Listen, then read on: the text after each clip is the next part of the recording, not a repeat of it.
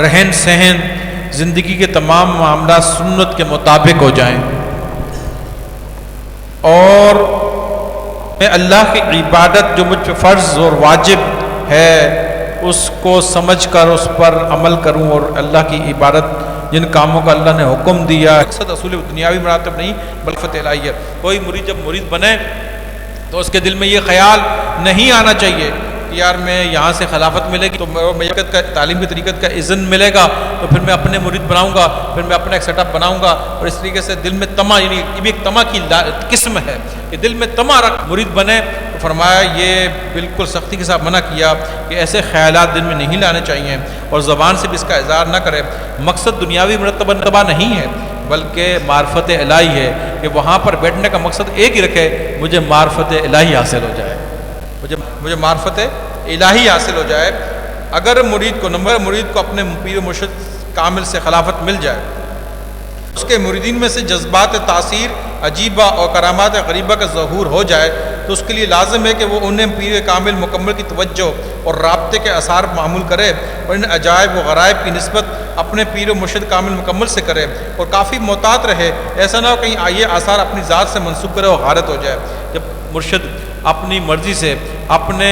پیار سے جب خلافت کسی مرید کو دے دے اور پھر وہ مرید اپنے مرید بنائے، اور ان مریدوں سے ایک عجیب قسم کی کرامت یا جذب یا کیفیات جو کچھ بھی ظاہر ہو، تو اس کو چاہیے کہ یہ سب کچھ اپنے پیر کی طرف سمجھے، یہ سارا معاملہ میرے پیر کی طرف سے اپنی ذات کو بیچ میں ہٹا دے۔ ایسا نہ ہو کہ وہ سمجھے ہاں دیکھو میں کہاں تک کس مرتبہ مقام تک پہنچ، یہ سوچ کر وہ کہیں غارت ہو جائے گا، خراب ہو جائے گا۔ کرامات، کوئی جذب، کیفیات جو کچھ بھی ذکر کی ظاہر ہوں، وہ ساری کی ساری اپنے مرشد کی طرف، کہ میری مرشد کی برکت سے سب کچھ ہو رہا ہے، میں تو کچھ بھی نہیں ہوں، ایسا معاملہ رکھنا چاہیے۔ اور آگے فرماتے ہیں اپنے پیر مرشد کامل مکمل کے مخالفین اور غنیم سے دوستی اور محبت نہ رکھے، کیوں ان کے ساتھ رفاقت اس کے لیے باعث محرومی ہو سکے، بلکہ ان کے ساتھ مخالفت اور دشمنی رکھے، کیونکہ اللہ والبغض للہ، ہر کام کے لیے رضا الہی کا خیال رکھنا انتہائی ضروری ہے۔ دنیا میں کوئی مرشد کے مخالف پیر کی مخالفت خواہ مخواہی کرتے ہیں، اور ایسے لوگوں سے آپ کسی کی دوستی مرید کی ہو اس کو چاہیے کہ اس کی دوستی ختم کر دے، اور ایسے جو مرشد کا مخالف ہے اس کو مخالف جاننا چاہیے، مرشد کے دوست کو اپنا دوست جاننا چاہیے، جو مخالف اپنا مخالف جاننا چاہیے۔ اس لیے فرمایا الحب للہ،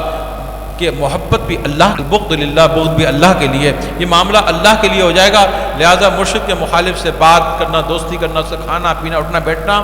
یہ اس کے لیے ہلاکت ہے۔ زہر دیر سے اثر کرے گا لیکن یہ کام پہلے ہی اثر کر جائے گا، وہ زہر سے جسم مر جائے گا لیکن یہ اس کی آخرت خراب ہو جائے گی۔ لہذا مرشد کے دوستی نہ کریں، مرشد کے مخالف جو مرشد سے محبت کرتا ہوتا ہے اس کو اپنا دوست بنانا سمجھنا۔ ابھی بھی اپنے پیر و مرشد کامل مکمل کی اجازت کے بغیر علادگی اختیار نہیں کرنی چاہیے، خصوصاً سلسلہ نقشبندیہ میں جن صحبت پر قائم ہے۔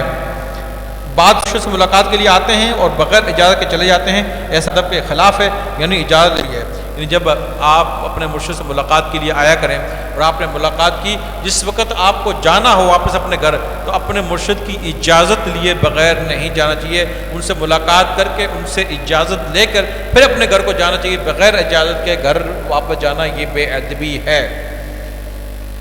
نمبر کو اپنے مرشد مکمل سے اس وقت پوچھنا چاہیے جب خوشی کی حالت میں اور باتیں کرنا، جب کبھی کس سے سوال کریں یا کوئی بات کریں، کوئی مسئلہ پیش کریں، جب خوشی کی حالت میں اور کیفیات ہوں، آپ کو محسوس ہو مرشد بہت خوش ہیں، اچھے موڈ میں ہیں، تو وہ بات پوچھنی چاہیے۔ وہ غم میں ہو یا کسی کیفیت میں ہو تو ان سے اس وقت باتیں نہیں پوچھنی۔ نمبر 7، اس امر کا خاص خیال رکھنا چاہیے کہ مرشد کی موجودگی میں فرائض اور سنت اور نمازوں کے علاوہ نفلی نمازیں اور ذکر و اذکار اور دیگر عملیات میں اس وقت تک مشغول نہ ہو جب تک اسے صراحتاً یا اشارتاً اجازت نہ ملے۔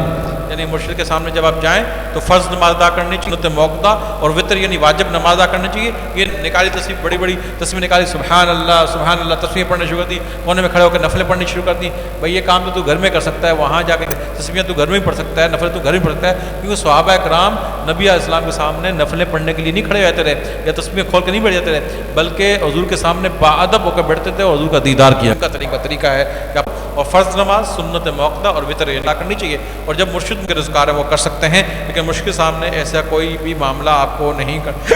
کرنا چاہیے، بس مرشد کے سامنے ادب کے ساتھ بیٹھنا چاہیے اور اپنی نظروں سے ان کا دیدار کا شربت پینا رہنا چاہیے۔ اس لیے کہ احمد یا خان نعیمی آتے ہیں، ارے مولوی وہ ہے جس کے پاس تو مسئلہ لے کر جائے اور وہ تیرے مسئلے کو حل کر، مسئلہ بھائی طلاق کا مسئلہ یا کوئی مسئلے مسائل جو ہوتے ہیں فتوے ہوتے ہیں فقہی میں، یہ مسئلہ ایسا نہیں، ایسے فرمایا اللہ والا وہ ہے جس کے پاس تو جائے اس کے چہرے کا دیدار کرے اور تیری سلوک کی مناظریں طے ہونا شروع ہو جائیں، تیری پرواز شروع ہو جائے، خالی اس کے چہرے کو دیکھ اور اس کے چہرے پہ نظر پڑے اور تیری پرواز شروع ہو جائے، سمجھ جاؤ وہ اللہ والا ہے، اللہ والے کی۔ اس لیے مرشد کا دیدار کرنا چاہیے، اس کے چہرے منزلیں منازل طے ہوتی ہیں۔ پھر آگے فرمایا مرید کے ساتھ رکھنا ضروری ہے کہ پیر و مرشد کی موجودگی میں ادھر اس طرح ایک مقتدی کو نماز میں اپنے امام کی مطابقت کرنا لازمی ہے، اس طرح کا مرشد کی مطابقت اور اطاعت ضروری ہے کیونکہ اس کی مطابقت اور اطاعت سے معرفت الہی فوزات اور برکات کا فیضان ہوتا ہے۔ جس طرح عدم اطاعت سے مقتدی کی نماز فاسد ہو جاتی ہے، اس طرح عدم اطاعت سے مرید فوزات اور معرفت الہی سے محروم رہ جاتا ہے۔ یعنی کوئی مرید جو ہے جب مرشد کے سامنے آ کے بیٹھ جائے، کوئی ادھر دیکھ رہا ہے، کوئی اس کونے میں دیکھ رہا ہے، کبھی ادھر دیکھ رہا ہے، کبھی ادھر کھجا رہا ہے، کبھی اس سے باتیں کر رہا ہے یا اپنی توجہ کو ادھر ادھر کر رہا ہے، فرمایا اس کی مثال ایسی ہے جیسے ایک شخص نمازی امام کے پیچھے آ کے کھڑا ہوتا ہے اور نماز کی نیت کرتا ہے 3 رکعت نماز فرض مغرب، پیچھے سے امام کا اللہ اکبر۔ اب اگر امام کے پیچھے جیسا امام کر رہا ہے ویسے ہی کرے گا تو نماز کی ہو جائے گی، اور نماز دیکھ رہا ہے امام رکوع میں جا رہا ہے، وہ رکوع میں جا ہی نہیں رہا، دیر میں جا رہا ہے، وہ سجدے میں جا رہا ہے، یہ دیر میں جا بیٹھ رہا ہے، یہ اٹھ رہا ہے، تو بتاؤ ایسے نمازی کی نماز ہوگی؟ میں ایسا نمازی جو امام کی اس کی نماز فاسد ہو جائے گی۔ فرمایا اسی طرح طریقت میں جو مرید جس طرح اس کی نماز خراب ہو جائے گی، ختم ہو جائے گی، اس طرح جو مرید مرشد کے دربار میں آ کر ادھر ادھر دیکھے اور اس کی اقتدا نہ کرے، اس کے چہرے پہ نظر جما کر نہ بیٹھے اور خیالات اپنے ادھر ادھر لے کے جائے اور ادھر ادھر متوجہ ہو باتیں کرے یا اپنے توجہات ادھر ادھر کرے، نمازی کی نماز خراب ہو جائے گی۔ طریقت میں ایسے شخص کے لیے وہ فیوزات اور برکات جو کہ مرشد کے وسیلے سے ملتی ہیں ان سے معرفت الہی سے وہ شخص محروم ہو جائے گا، فیوز و برکات جو ہیں اس سے وہ محروم ہو جائے گا عدم اطاعت کی وجہ سے، کہ مرشد کی اطاعت صحیح نہیں کی، عدم اطاعت سے نماز چلی جائے گی شریعت میں، اور طریقہ اس شخص کی فیوز و برکات جو ملنے تھے وہ معرفت الہی کے وہ اس سے محروم ہو جائے گا۔ چاہیے کہ وہ اپنے پیر و مرشد کے مصلے پر جائے نماز پر کھڑے ہونے سے زندگی میں مرشد کا جو مسلح جس میں وہ نماز پڑھاتا ہے، جیسے یہ سیٹ ہے، یہ صوفہ ہے جس میں بیٹھا ہوں یا جائے نماز ہے، ایسی جگہ پر پاؤں رکھنا انتہائی بے ادبی ہے، کبھی بھی مصلے پر پاؤں نہیں رکھنا چاہیے اور اس کی بیٹھنے کی جگہ پر نہیں بیٹھ چاہیے۔ آگے فرماتے ہیں مرید کو چاہیے کہ وہ پیر مرشد کے حضور میں جانے سے پہلے کہ مرشد کا کوئی برتن جو ذاتی برتن ہے اس کو استعمال نہیں کرے، کوئی بھی استعمال کی چیز مرشد کی چادر، کوئی بھی استعمال کی چیز اس کو استعمال نہیں کرنا چاہیے، اگر کرے گا تو یہ بے ادبی ہے۔ پھر فرمایا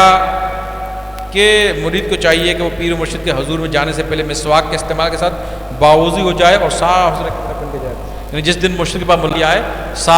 غسل کرنا چاہیے، نہیں کر سکتا تو باوضو ہو کر صاف ستھرے کپڑے خوشبو لگا کے مسواک دان صاف کر کے امامہ پہن کے صحیح سن طریقے سے لباس پہن کے بن ٹھن کر چادر اوڑھ کر مرشد کے دربار میں آنا چاہیے، میلہ کو چلا ہو کر گندا ہو کر مرشد کے دربار میں آنا بے ادبی ہے۔ پھر آگے فرمایا مرید اور اپنی زندگی کو ان کے اقوال کے مطابق ڈالے، جب بھی بیٹھے مرشد کی باتوں کو غور سے سنا کرے کہ مرشد میرا کیا کہہ رہا ہے، اور جو باتیں مرشد بتائے ان باتوں کو غور سے سننا چاہیے اور اپنی زندگی کو ان کے اقوال کے مطابق جیسا وہ کہہ رہے ہیں، جن باتوں کو سمجھا رہے ہیں ان کے مطابق ڈالنا چاہیے۔ اور آگے فرمایا مرید کو چاہیے کہ وہ اپنے پیر و مرشد کے حضور میں کسی دوسرے کا قول کی مخالفت بیان نہ کرے، یہ قابل مذمت امر ہے۔ اگر کوئی مرشد بات کر رہا ہو کہ دوسرے کی قول کی دوسرے کی مخالفت بیان کرنے شروع کر دی، یہ قابل مذمت امر ہے۔ پھر آگے فرمایا اگر کوئی شخص یا کسی محفل میں پیر مرشد کی برائی بیان کی جا رہی ہو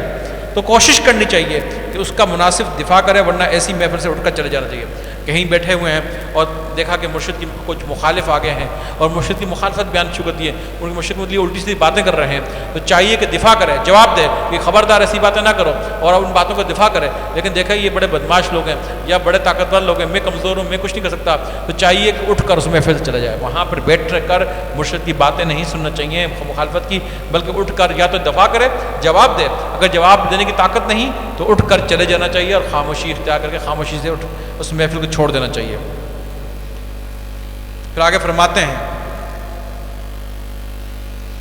کہ مرید کو چاہیے کہ جب بھی حلقہ ذکر کے قریب جائے تو مریدین پہ عموماً اور پیر و مرشد پہ خصوصاً سلام بھیجنا چاہیے، السلام علیکم، ایسے سلام بھیجنا چاہیے۔ لیکن اگر وہ تقریر یا تلقین ذکر میں مشغول ہو تو اس پر سلام نہ کرے، یعنی ذکر دے رہے تو ذکر میں مشغول ہیں، یا کسی کو ذکر کی تلقین کر رہے ہیں یا تقریر کر رہے ہیں، مصروف ہیں، پھر سلام نہیں کرنا چاہیے، لیکن اگر وہ فارغ ہیں جب اس سے ملاقات کے لیے جائیں تو زور سے بولیں السلام علیکم، سلام بھیجنا چاہیے مریدوں پر اور خصوصاً مرشد پر۔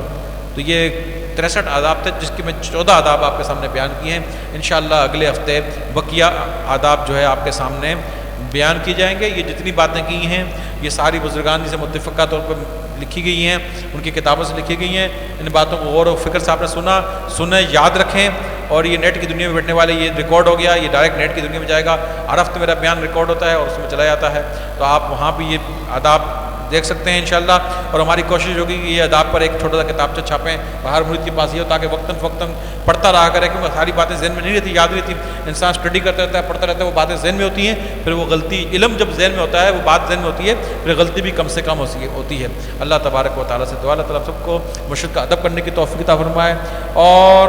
مرشد کی صحبت میں بیٹھ کر آداب کا خیال اور لحاظ رکھتے ہوئے مرشد کی صحبت اختیار کرنے کی توفیق عطا فرمائے، اور ہر جمعے کو پابندی کے ساتھ محفل میں آنے کی توفیق عطا فرمائے، آمین بجاہ نبی المرسلین، وآخر دعوانا ان الحمد للہ رب العالمین۔